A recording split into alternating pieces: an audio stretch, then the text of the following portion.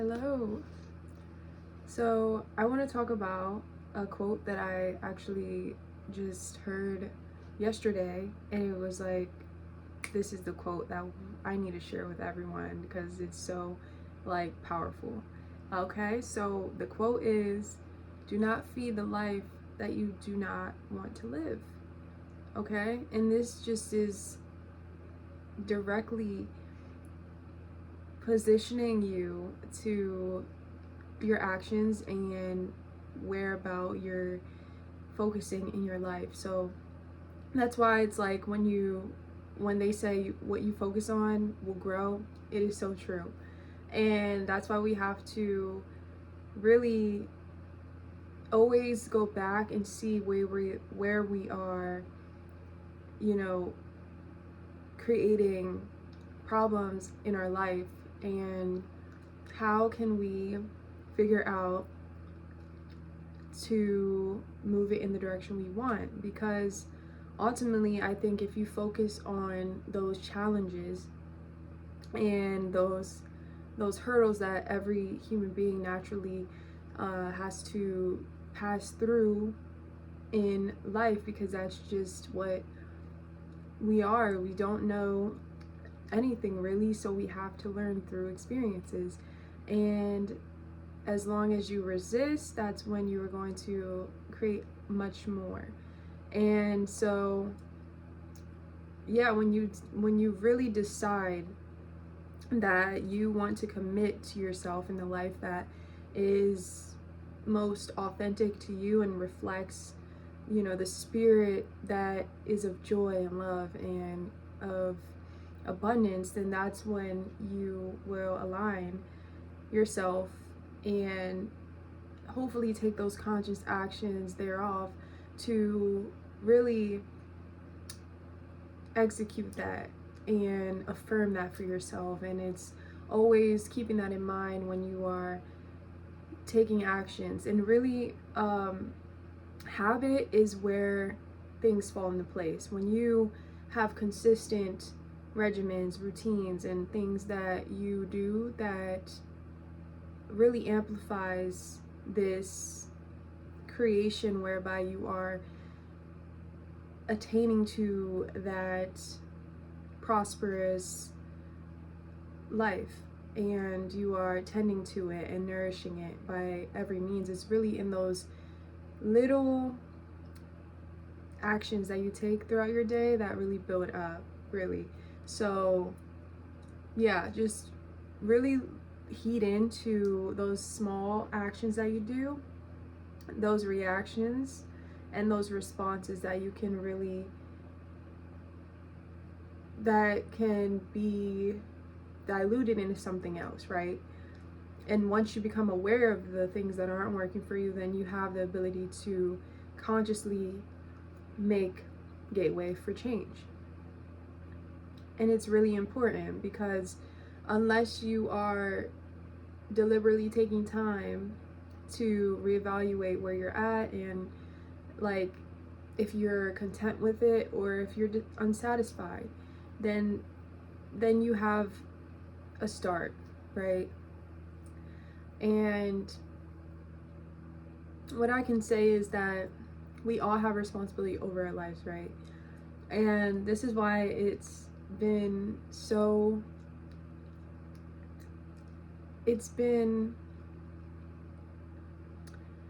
God's grace that He has given me the tools and the opportunities that He has laid in front of me, so that I am able to persist in the will that He has for me, right?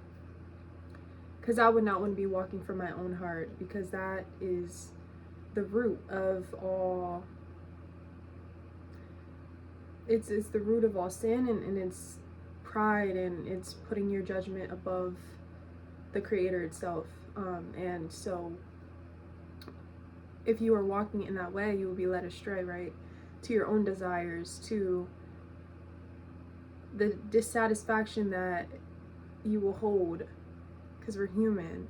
And so if you do not fill the void with that fruit in the life that is natural to you, that you can always come back to and craft yourself in that branch that's natural, then you're going to be the branch that is fallen from the tree, and you're not gonna have that root, that foundation that is so necessary in this walk of life, right?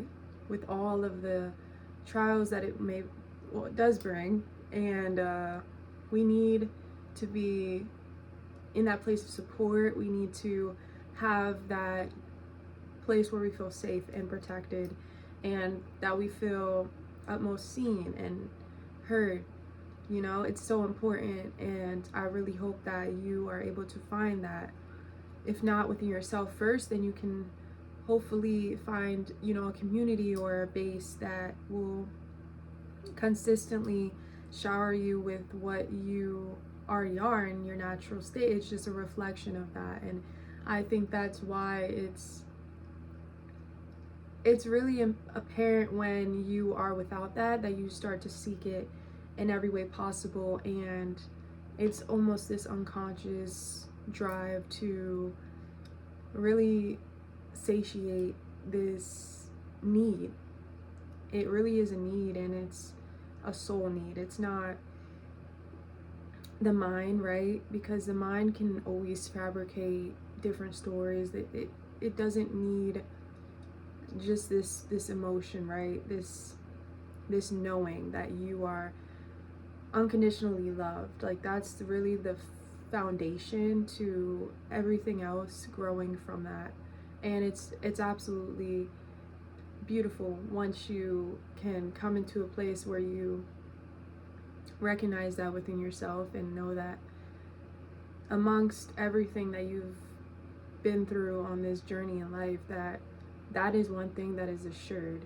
And as long as you can sit within that and walk through whatever in your life in that firm place, then you'll be all right. You'll be taken care of, because Source has granted you his mercy and his love, that you will be established and that you can actually live to him, right? Because when we are apart from spirit, we are living to death, really, and nothing comes from that. It's just like continuously getting into situations which are painful, which are harmful to your spirit, right? That's what it really calls in its form, I think.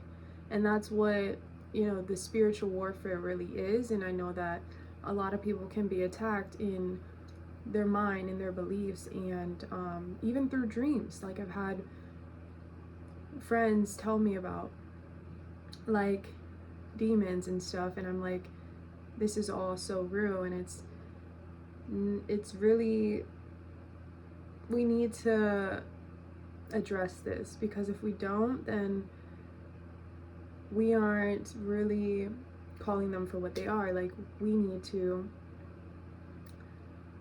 really honor God and spirit and just rebuke all of that, because it's not for us to hold. And I actually was in the Word the other day, and I seen that spirit spoke to me, and it was like, all of these things that you have agreed to and that you bound yourself by in the mind, and it's your responsibility to break and detach from these things that you have really agreed to in your soul.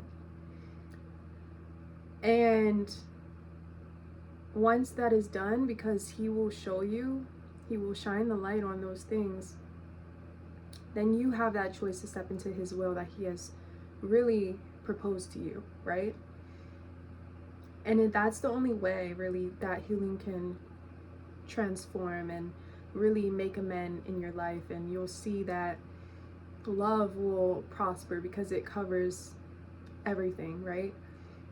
Spirit, source, that's what it is in its essence, and the way that we can comprehend it, I guess, in our words.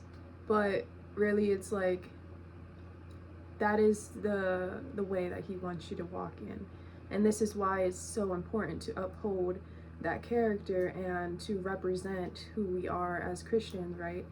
Because if we are showcasing that, then people will know that we are walking with Christ and he is guiding our steps. Like when we consistently go in the word, when we exercise that spirituality and remind ourselves of who we are and who he is, right? Who source is. And just like commit to that relationship, you will see the expressions of that like emulate in your life, and you'll find yourself in positions where you are able to give from that place of no fear. It's just like you have it within you, and things kind of are transcended in a way where it's like flowing, almost like you don't even have to put in that much effort because you were so deeply ordinated in the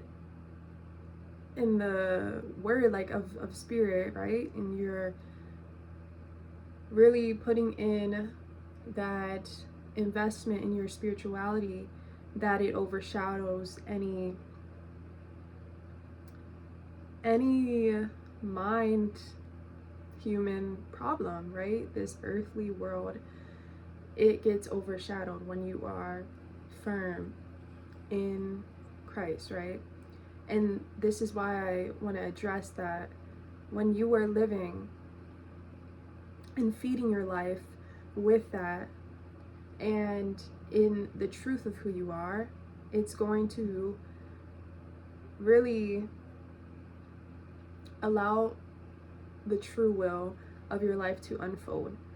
And you'll find yourself just, I hope that, if not right now, currently, you'll be satisfied with the life that you have. That you will be at peace. That you will know that you don't have to worry, that you don't have to have so much anxiety over the next day or whatever, because you know that God is so caring and graceful, and he is very thoughtful about the small things and the big things. And when you humble yourself into that thankfulness and gratitude, more will be added to you.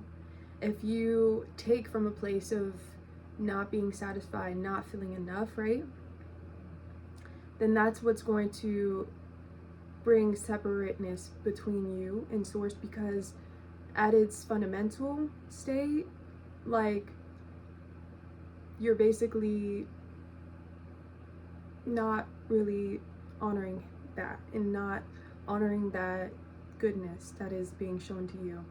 And you are really going within your own pride, your own self-imposed just entitlement, really. And that's the mind, right? And that can mend you, but really it's just an illusion. Like, that's what the mind does. It creates all these false narratives, these stories, and this is why, you know, things can seem so big in your life, but in the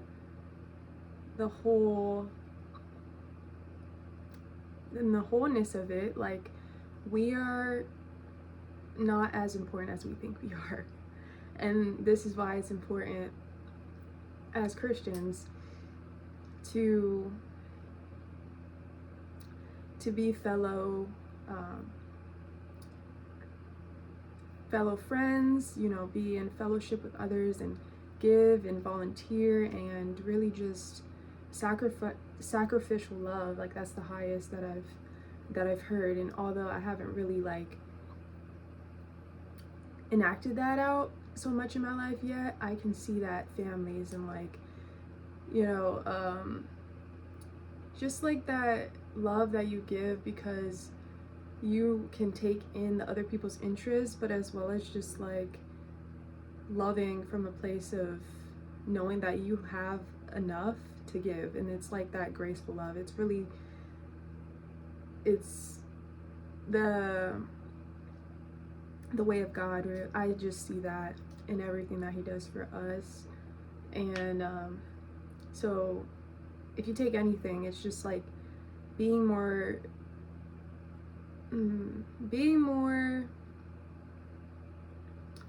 giving, and knowing that you can give and not worrying about getting it back in return, right? And not having these agendas in your mind for any sort of reward that is attached to something that you do. Like, never have that to be that intention. And sometimes it doesn't even have to be conscious. It's like, when something doesn't come out the way that you think it should, or unfold that way, then you're kind of like, like, I'm feeling really distraught right now and I don't know why. And then you'll figure out that you had all of these plans to really curate what you wanted, but really look to God, look to Source, because he plans to prosper you.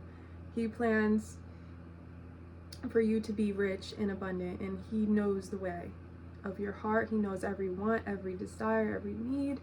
So as long as you have that grounded approach in really showing up in the willingness of love, everything will be added into that, and he will lead you the way, because that is who he is for us. And as long as we glorify him through us, then that is really, that satisfies all excess that really doesn't need to be. And then you'll find the simple pleasures in life. You'll find the small things so illuminating and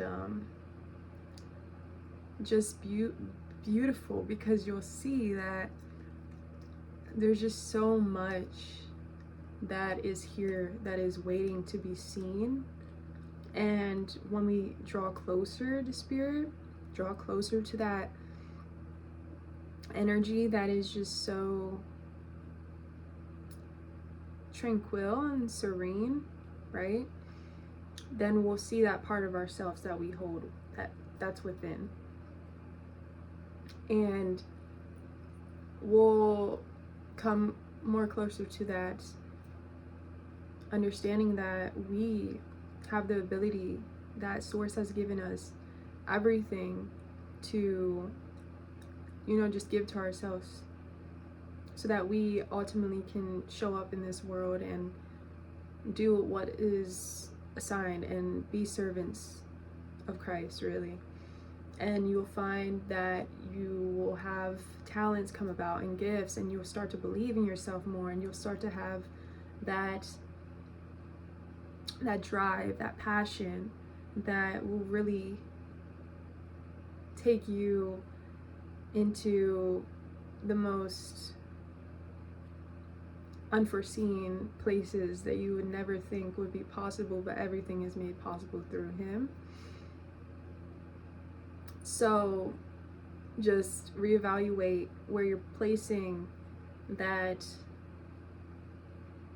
focus in your life, and seeing if it is really doing anything for you, if it's really, is it making more interest in your life, okay, or is it paying off? Like, think about it in those terms, and you'll see where you really investing, where it's not making anything prosper. Because the mind is powerful, so use it, or it will use you. And I think that's a wrap. That's all I have to say on this matter. And I really hope that this graces you in your situation, and that you're able to really live in the fruit of life that is really your inheritance when you are sitting in the Spirit. Thank you guys.